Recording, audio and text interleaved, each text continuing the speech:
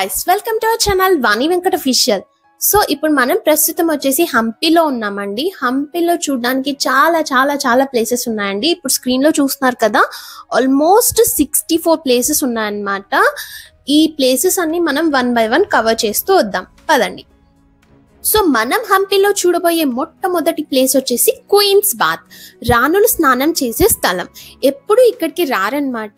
ఎప్పుడైతే రాజులు యుద్ధానికి వెళ్ళినప్పుడు, లేకపోతే ఇంట్లో కూర్చొని బోర్ కొడుతుంది కదా, అప్పుడు వాళ్ళ ఫ్రెండ్స్ తో కానీ చెలికత్తలతో కానీ ఇక్కడికి వచ్చి స్నానం చేసేవారు.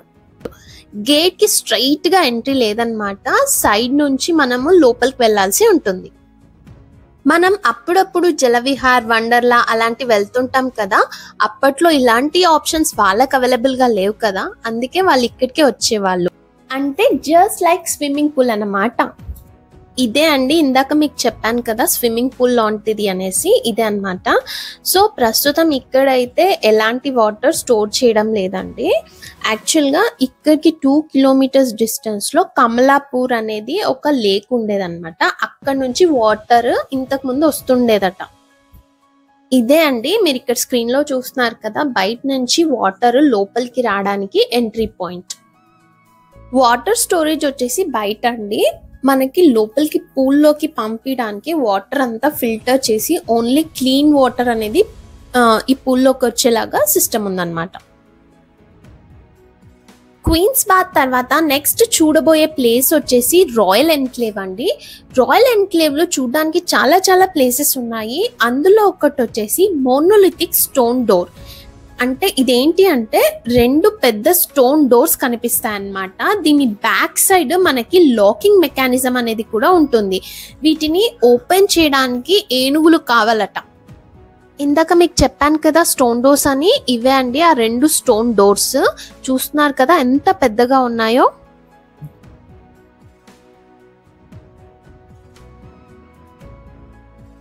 కనిపించే కాంపౌండ్ అవతల మొత్తం రాయల్ ఎన్క్లోజర్ ఉంటుంది. ఈ రాయల్ ఎన్క్లోజర్ వచ్చేసి మనకి మొత్తము 59,000 square meters లో ఉంటుంది అన్నమాట. యాక్చువల్గా పెద్ద స్టోన్ ని కట్ చేస్తే అది సింగిల్ స్టోన్ లాగా కట్ అయితే వాల్స్ లాగా లేకపోతే లైక్ పిల్లర్స్ లాగా యూజ్ చేసేవాళ్ళంట. అదే కానీ చిన్నగా కట్ అయితే ఇలా కాంపౌండ్ వాల్స్ లాగా యూజ్ చేసేవాళ్ళట. ఈ రాయల్ ఎన్క్లోజర్ లోపలికి వెళ్ళడానికి ఒక చిన్న స్లైడింగ్ బ్రిడ్జ్ లాంటిది ఉంటుందండి. ఇది వచ్చేసి మన ప్రెసిడెంట్ ప్రతిభా పాటిల్ గారు వచ్చినప్పుడు నిర్మించారట. మనం నెక్స్ట్ చూడబోయే ప్లేస్ వచ్చేసి మహానవమి దిబ్బ అండి. ఇక్కడ మీకు కనిపిస్తుంది కదా, ఇదే మహానవమి దిబ్బ అన్నమాట. ఇది పిరమిడ్ షేప్ లో ఉంటుంది. యాక్చువల్గా దసరా 9 days సెలబ్రేట్ చేస్తారట ఈ ప్లేస్ లో. దసరా ముందు అంటే పోటీలు జరుగుతాయి కదా, లైక్ డాన్స్ పోటీలు కానీ లేకపోతే ఏవైనా కల్చరల్ ప్రోగ్రామ్స్ పోటీలు, అలాంటి పోటీలలో శ్రీకృష్ణదేవరాయలు ఇక్కడ బహుమతులు ఇచ్చేవారట. ఇది మొత్తం 3 levels లాగా ఉంటుందన్నమాట. పిరమిడ్ షేప్ అని చెప్పాను కదా, అది 3 levels లో ఉంటుంది. మొత్తం 8 meters హైట్ ఉంటుంది. మనం ఉన్నది వచ్చేసి ఫస్ట్ లెవెల్ అండి. ఇందాక చెప్పాను కదా 3 levels ఉంటాయని. సో ఇక్కడ అంతా లోపట గ్రైనైట్ వాల్స్, పైన ఇలాంటి శిల్పాలు చెక్కి ఉంచారనమాట. సో ఇక్కడ నుంచి మనకు కనిపించేదంతా మొత్తం రాయల్ ఎన్క్లోజర్. ఇక్కడ మీరు స్క్రీన్ లో 2 ట్యాంక్స్ చూస్తున్నారు కదండి. సో ఈ 2 ట్యాంక్స్ ని ఈ మధ్యనే రీసెంట్ గా ఆర్కియాలజీ డిపార్ట్మెంట్ వాళ్ళు కనుగొన్నారట. మనం ఇప్పుడు మహానవమి దిబ్బ ఉంటుంది కదా, దాని పైకి వచ్చేసామండి. ఇది పైన ఫ్లోర్ అన్నమాట. సో ఇది వచ్చేసి మొత్తం 35 square meters ఉంటుంది. దీని పైనుంచి చూస్తే యాక్చువల్ గా వ్యూ అనేది చాలా అమేజింగ్ గా ఉంటుంది. ఇక్కడ మనకి బ్యాక్ సైడ్ ఇంకో వే ఉంటుందండి కిందికి వెళ్ళడానికి. చూస్తున్నారు కదా, ఇదే అన్నమాట వే. ఇక్కడ నుంచి రాజులు వచ్చే వాళ్ళంట. ఇంతకు ముందు చూపించాను కదా ఫ్రంట్ సైడ్ నుంచి ఉంది, అదొచ్చేసి ప్రజలు యూజ్ చేసే వాళ్ళంట.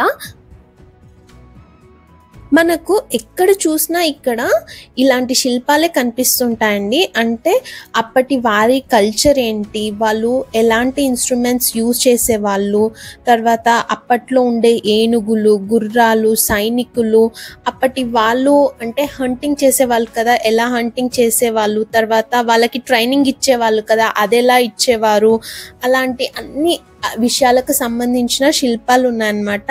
వాటిని మొత్తం చూడడానికి మనకి చాలా టైం పడుతుంది.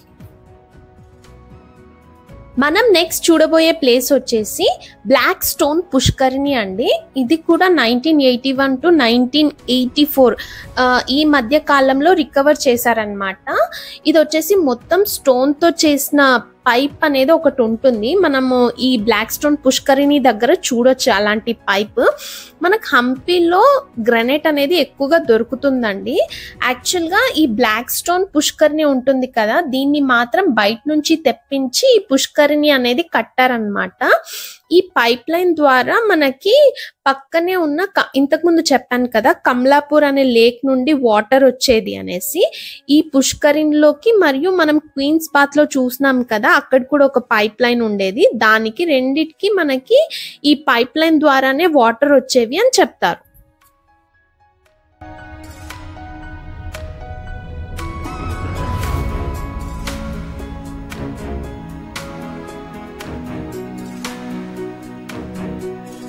యాక్చువల్గా మనని వచ్చేసి ఈ పుష్కరిణి లోపలికి ఎంటర్ అవ్వడానికి అలో చేయరండి. అక్కడ ఒక సెక్యూరిటీ గార్డ్ ఉంటారనమాట.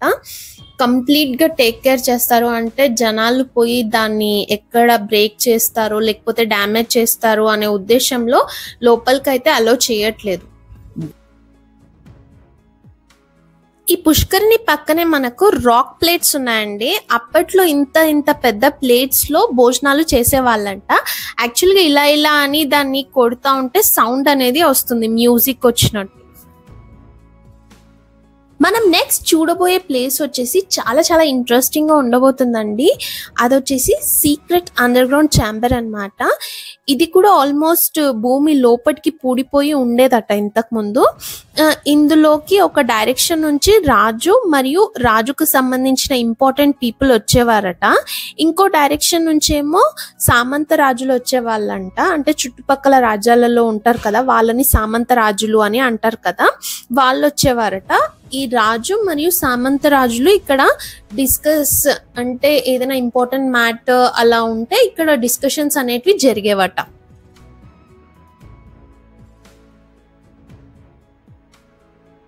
యాక్చువల్గా ఇది చాలా చిన్న దారండి. ఒక్కొక్కళ్ళు మాత్రమే లోపలికి వెళ్ళగలరు. యాక్చువల్గా లోపలికి ఉంది కదా, మొత్తం మబ్బుగా ఉంది కాబట్టి వెళ్ళడానికి భయం వేసింది. వద్దు అని అంటే మా హస్బెండ్ వచ్చేసి వెళ్దాము, మళ్ళీ ఎప్పుడు వస్తామో తెలియదు కదా అన్నారు. సో అందుకే వెళ్ళిపోయాము. లైట్స్ లేవు కదా, మొత్తం చీకటిగా ఉన్నందుకు మేము వెళ్తూనే ఇంకొక సైడ్ నుంచి ఒక పర్సన్ వచ్చారనమాట. ఆమె నాకు యాక్చువల్గా కనిపించలేదన్నమాట. ఈ స్క్రీన్లో కనిపించకపోయేసరికి నేను సడన్గా చూసి కొంచెం భయపడ్డాను.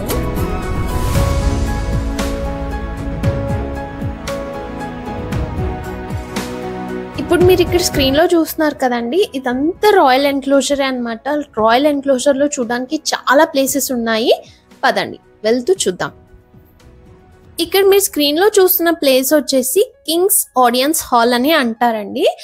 యాక్చువల్గా ఇక్కడ ఒకప్పటి కాలంలో రాజు కోసం ప్రజలు వెయిట్ చేసే వాళ్ళంట. అందుకే ఈ ప్లేస్ని కింగ్స్ ఆడియన్స్ హాల్ అనేవాళ్ళు అనేసి చెప్పారు.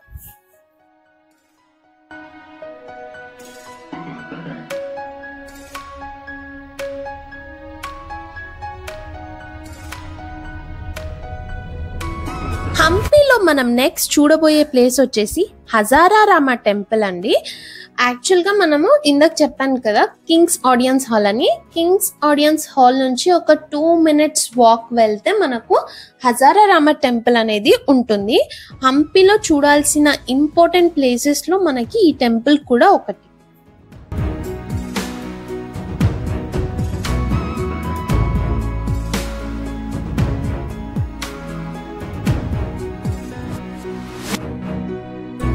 ఇదే అండి హజారా రామ టెంపుల్. యాక్చువల్గా హజార్ అంటే 1000 అని అర్థము. ఈ టెంపుల్లో రామాయణం గురించి 1000 శిల్పాలు ఉన్నాయట. అంటే పూర్వకాలంలో మనకి ఇప్పట్లాగా బుక్స్, కంప్యూటర్స్, మొబైల్స్ అని స్టోర్ చేసుకోవడానికి, డేటా స్టోర్ చేసుకోవడానికి ఏవి ఉండేవి కాదు కదా. అందుకే ఇలా టెంపుల్స్ మీద శిల్పాల్లాగా ప్రజలకి తెలియజేయడానికి చెక్కేవారట. రామాయణం స్టార్టింగ్ నుంచి ఎండింగ్ వరకు ప్రతి ఒక్కటి అంటే స్టెప్ బై స్టెప్ అన్నీ అంటే ఏమేమి ఇన్సిడెంట్స్ జరిగినాయి అలా ఒక్కొక్క స్టెప్ బై స్టెప్ అన్నీ ఇక్కడ శిల్పాల్లాగా ఉన్నాయని కూడా చెప్పారు.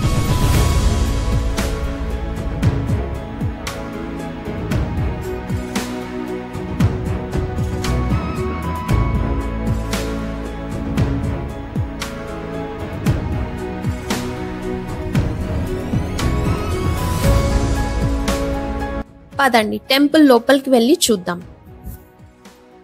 హంపీలో మనకి చాలా టెంపుల్స్ ఉన్నాయండి. ఆ టెంపుల్స్ లో అంటే అన్ని టెంపుల్స్ లో విగ్రహాలు అనేవి లేవన్నమాట. సేమ్ అలాగే హజారారామ టెంపుల్లో కూడా ఎలాంటి విగ్రహం లేదు. అంటే ఇప్పుడు మనకి డ్యామేజ్ అయిన విగ్రహాలకి పూజలు అనేవి జరగవు కదండి. అందుకే విగ్రహాలు ఎక్కడెక్కడైతే డ్యామేజ్ ఉన్నాయో అక్కడ పూజలు అనేవి జరగట్లేదు.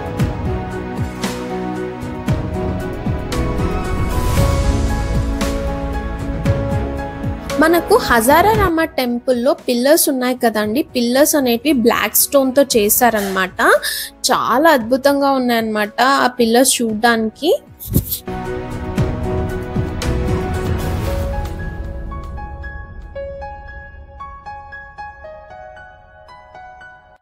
రామాయణము క్లియర్ గా తెలిసిన వాళ్ళు అంటే ఈ స్టోన్స్ ఈ శిల్పాలు ఇవన్నీ చూస్తూ వెళ్తే చెప్పాను కదండి ఆల్రెడీ రామాయణానికి సంబంధించిన 1000 శిల్పాలు ఉన్నాయట ఇక్కడ. సో ఈ శిల్పాలన్నీ చూస్తూ వెళ్తే వాళ్ళు రామాయణం మొత్తం రీకలెక్ట్ చేసుకోగలరు.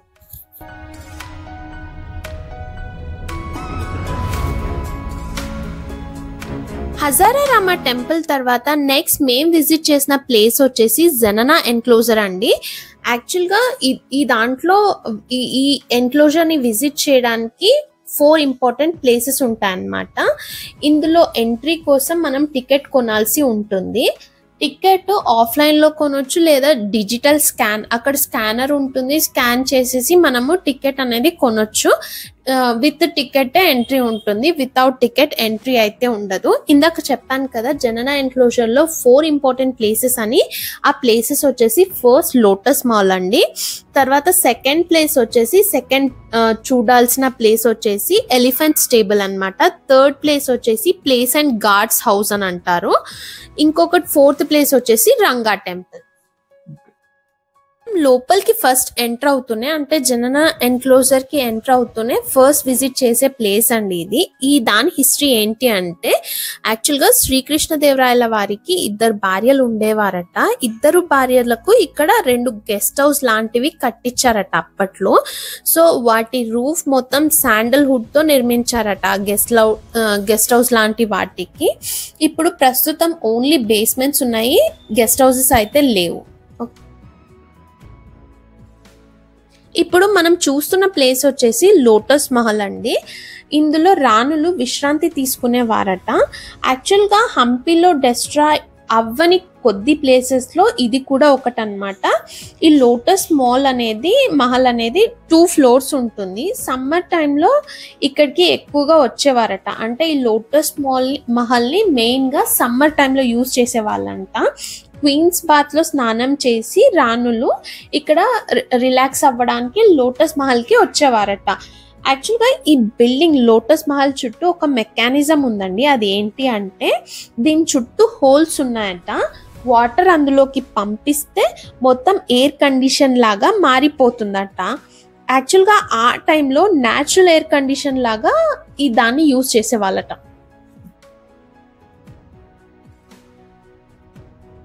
లోటస్ మాల్ చూసిన వెంటనే మనము నెక్స్ట్ వెళ్ళే ప్లేస్ వచ్చేసి ఎలిఫెంట్ స్టేబుల్ అన్నమాట. ఈ కాంపౌండ్ వాల్ దాటి వెళ్తే మనకు ఎలిఫెంట్ స్టేబుల్ అనేది కనిపిస్తుంది. యాక్చువల్గా ఈ ఎలిఫెంట్ స్టేబుల్ అంటే ఏంటి అంటే రాజులు యుద్ధానికి ఉపయోగించే ఏనుగులు ఉంటాయి కదా వాటిని సంరక్షించే స్థలాన్ని ఎలిఫెంట్ స్టేబుల్ అని అనేవాళ్ళంట. ఇక్కడ మెయిన్ గా 11 ఛాంబర్స్ ఉన్నాయంట. అంటే 11 ఎలిఫెంట్స్ ని ప్రొటెక్ట్ చేయడానికి ఆ ఛాంబర్స్ అనేవి ఉన్నాయంట. ఇక్కడ ఓన్లీ మెయిన్ ఎలిఫెంట్స్ అంటే లైక్ యుద్ధంలో ఏవైతే ఎలిఫెంట్స్ మెయిన్ గా యూజ్ చేస్తారో వాటిని మాత్రమే ఇక్కడ సంరక్షించే వాళ్ళట. మిగతా ఎలిఫెంట్స్ ని ప్రొటెక్ట్ చేయడానికి వేరే ప్లేస్ ఉందట.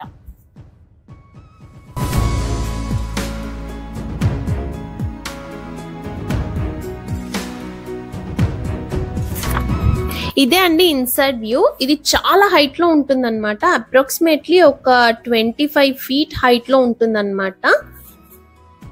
యాక్చువల్ గా మనం ఇక్కడ నోటీస్ చేస్తే ఒక్కొక్క చేంబర్ కి ఒక్కొక్క డిజైన్ అనేది ఇచ్చారు.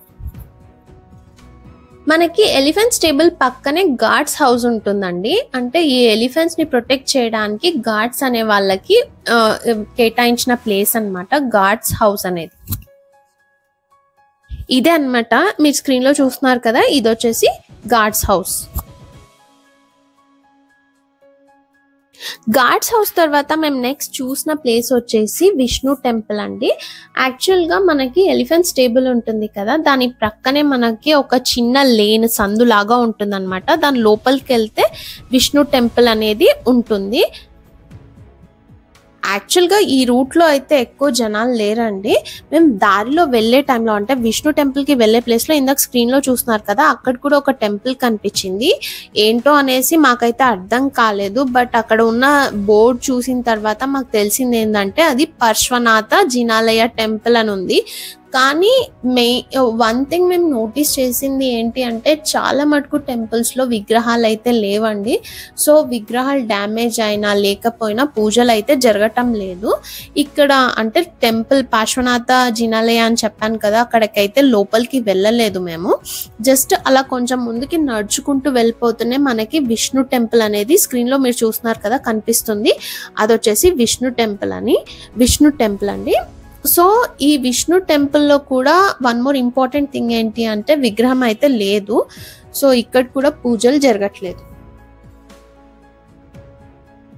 ఇక్కడున్న కట్టడాలు, ఆర్కిటెక్చర్, ఇంకా మిగతా అన్ని శిల్పాలు ఇవన్నీ చూస్తూ ఉంటే హంపీలో మాత్రం ఒక పెద్ద క్వశ్చన్ ఉంటుందండి. అది ఏంటి అంటే అప్పట్లోనే కొన్ని వేల ఏళ్ళో లేకపోతే ఏమంటారు వందల ఏళ్ళో, నాకైతే క్లియర్ గా చరిత్ర తెలీదు. బట్ అన్ని ఏళ్ళ బిఫోరే ఇంత టెక్నాలజికల్ గా టెక్నికల్ గా ఎలా కన్స్ట్రక్ట్ చేశారు అనేది అదొక పెద్ద క్వశ్చన్ మార్క్ అన్నమాట. ఎందుకంటే ఇందాక మీరు పుష్కర్ ని చూసారు కదా, అసలు ఆ పైప్ లైన్ చూసారా, వాటర్ వచ్చే పైప్ లైన్, దాని కన్స్ట్రక్షన్ అమేజింగ్ అన్నమాట. ప్రతిదీ ఒక వండర్ అన్నమాట. మనం నెక్స్ట్ చూడబోయే ప్లేస్ వచ్చేసి వాచ్ టవర్స్ అండి. యాక్చువల్గా ఇక్కడ స్క్రీన్లో చూస్తున్నారు కదా, ఇదే అన్నమాట వాచ్ టవర్స్. ఇది వచ్చేసి సెక్యూరిటీ పర్పస్లో యూజ్ చేసే వాళ్ళంట. అంటే సైనికులు వచ్చి ఇక్కడ ఎవరైనా చుట్టుపక్కల రాజ్యాల నుంచి అటాక్ చేస్తున్నారా ఏమన్నా అంటే చుట్టూ సరౌండింగ్స్ని అబ్జర్వ్ చేయడానికి యూజ్ చేసేవాళ్ళట.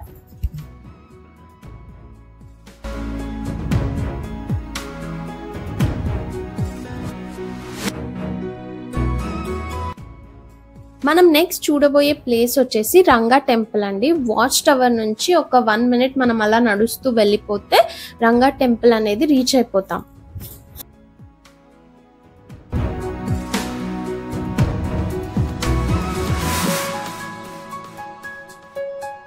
మనం రంగా టెంపుల్కి వచ్చేసామండి. సో ఇక్కడ అంటే యాక్చువల్గా ఈ రంగా టెంపుల్లో వచ్చేసి చాలా తక్కువ మంది విజిటర్స్ వస్తున్నారనమాట. మోస్ట్లీ లైక్ అన్ని టెంపుల్స్ లాగానే మనకి రంగా టెంపుల్లో కూడా చాలా మటుకు డ్యామేజ్ అయ్యింది. ఇక్కడ మనకి ఒక పెద్ద హనుమాన్ స్టాచ్యూ అనేది ఉంటుంది.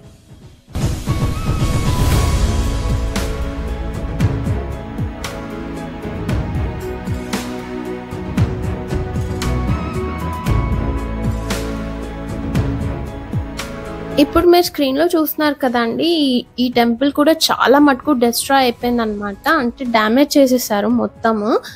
యాక్చువల్గా అప్పట్లో ఎలా కన్స్ట్రక్ట్ చేశారో అలాగే ఇప్పుడు కూడా ఉంటే మాత్రం అదొక పెద్ద అద్భుతంలా ఉండేది. ఇంకా మేము లోపలికి వెళ్ళాలా వద్దా అని అనుకున్నాము. ఎందుకంటే ఇక్కడ స్టెప్స్ మాకు ఇనీషియల్గా కనిపించలేదు, చాలా హైట్లో ఉంది, ఎక్కడం కష్టం అని అనుకున్నాము. తర్వాత కొద్దిసేపు చుట్టుపక్కల అబ్జర్వ్ చేస్తే మాకు స్టెప్స్ కనిపించాయి. ఇంకా అవి ఎక్కేసి పైకి వెళ్ళిపోయాము.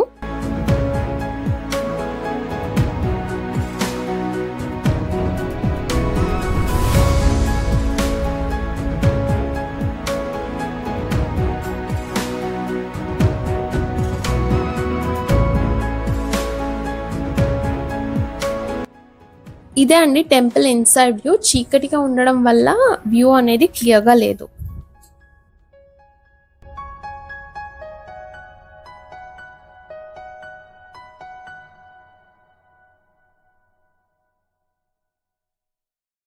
ఇంతకు ముందు చెప్పాను కదండి, ఈ టెంపుల్లో ఒక పెద్ద హనుమంతుల వారి విగ్రహం ఉంటుంది అని చెప్పేసి. ఇక్కడ మీరు స్క్రీన్ లో చూస్తున్నారు కదా, ఇదే అండి హనుమంతుల వారి పెద్ద విగ్రహము.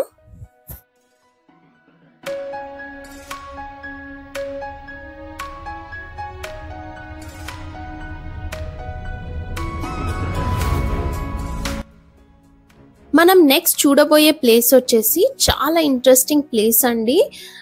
అదొచ్చేసి అండర్ గ్రౌండ్ శివ టెంపుల్ అన్నమాట. ఇదే అండి అండర్ గ్రౌండ్ శివ టెంపుల్ కి వెళ్ళే దారి. అసలు దీన్ని అండర్ గ్రౌండ్ శివ టెంపుల్ ఎందుకు అంటారు అనేది ఇప్పుడు మీకు త్వరలోనే అర్థమైపోతుంది. ఇక్కడ చూస్తున్నారు కదా ఎంత గ్రౌండ్ లెవెల్లో టెంపుల్ అనేది ఉంది అనేది. లోపలికి వెళ్ళాలి, ఇలా స్టెప్స్ పై నుంచి వెళ్తూ లోపలికి వెళ్తే మనకి అండర్ గ్రౌండ్ శివ టెంపుల్ అనేది వస్తుంది అనమాట. ఇది చాలా లోతుకి అంటే డౌన్ ఉంది కాబట్టి అండర్ గ్రౌండ్ శివ టెంపుల్ అని పిలుస్తారు.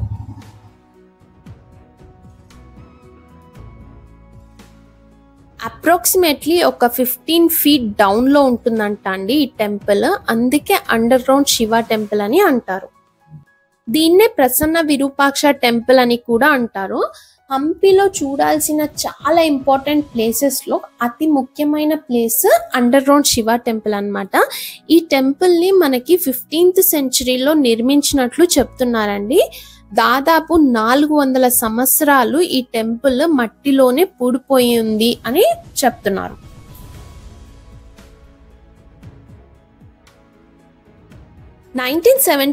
లో ఆర్కియాలజీ డిపార్ట్మెంట్ వారు ఇక్కడ గోపురం చూసి తవ్వకాలు అనేది మొదలు పెట్టారట. అప్పుడు ఈ టెంపుల్ అనేది బయటపడింది అనమాట. ఆ తవ్వకాల్లో ఈ టెంపుల్ బయటపడింది.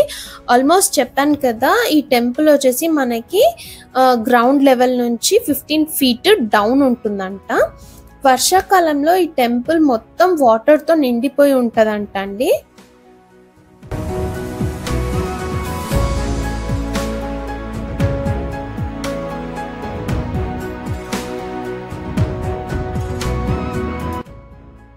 యాక్చువల్గా అంటే అక్కడ వాటర్ అనేది ఎప్పుడు ఉంటుందంట అండి. మేము వెళ్ళినప్పుడు కూడా ఈ టెంపుల్లో వాటర్ అనేది ఉనింది. మేము వెళ్ళింది జనవరిలో అన్నమాట.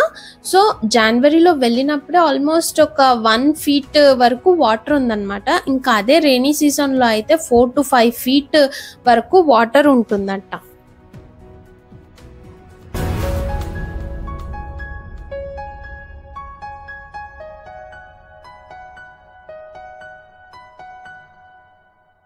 మనము టెంపుల్ దగ్గరికి అయితే వచ్చేసామండి. ఇక్కడ వరకు అయితే మనకి ఇక్కడ వాటర్ అయితే లేదండి. కానీ ఇంకొంచెం ముందరికి వెళ్ళిన తర్వాత అక్కడ దూరంలో కనిపిస్తుంది కదా ద్వారము, ఆ ద్వారం దగ్గర నుంచి అయితే మనకి వాటర్ అనేది ఉంది.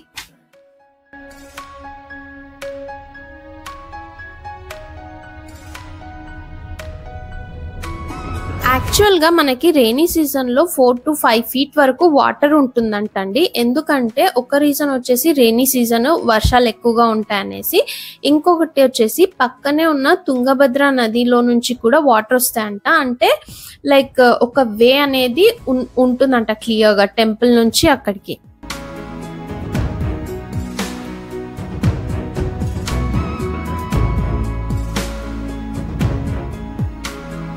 ఇదే అండి టెంపుల్ ఇన్సైడ్ వ్యూ. మీరు ఇక్కడ స్క్రీన్ లో చూసినట్టయితే వాటర్ తో నిండిపోయి ఉందన్నమాట. అంటే ఒక 1 feet వరకు వాటర్ అయితే ఫుల్ గా ఉంది. ఇనిషియల్ గా అంటే ఇప్పుడు మీకు ఇక్కడ మొబైల్ టార్చ్ యూజ్ చేసి వేయడం వల్ల మీకు కనిపిస్తుంది. మేము వెళ్ళినప్పుడు అయితే మొత్తం చీకటి ఉందన్నమాట. లోపలికి వెళ్ళాలా వద్దా అని అనుకున్నాము. అంటే ఆ వాటర్ లో ఏమన్నా ఉంటుందా అనే భయంతో కూడా. కానీ స్లోగా మొబైల్ టార్చ్ యూజ్ చేసి లోపలికి వెళ్ళిపోయాము. మనకి లోపల శివలింగము తర్వాత నందీశ్వరుడు దర్శనం ఇస్తారండి. మనం మెయిన్గా ఈ టెంపుల్లో ఒక స్వరంగ మార్గం ఉందంట. ఆ స్వరంగ మార్గంలో వెళ్ళడానికి శ్రీకృష్ణదేవరాయలకి మరియు వారి ఫ్యామిలీకి మాత్రమే అలో ఉంది అని కూడా చెప్తున్నారు.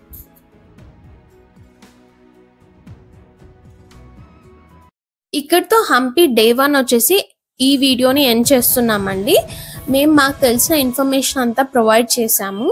సో మీకు కానీ మా వీడియో నచ్చినట్టయితే please do subscribe to our channel, like and comment your opinions. Stay tune for more videos. Thank you.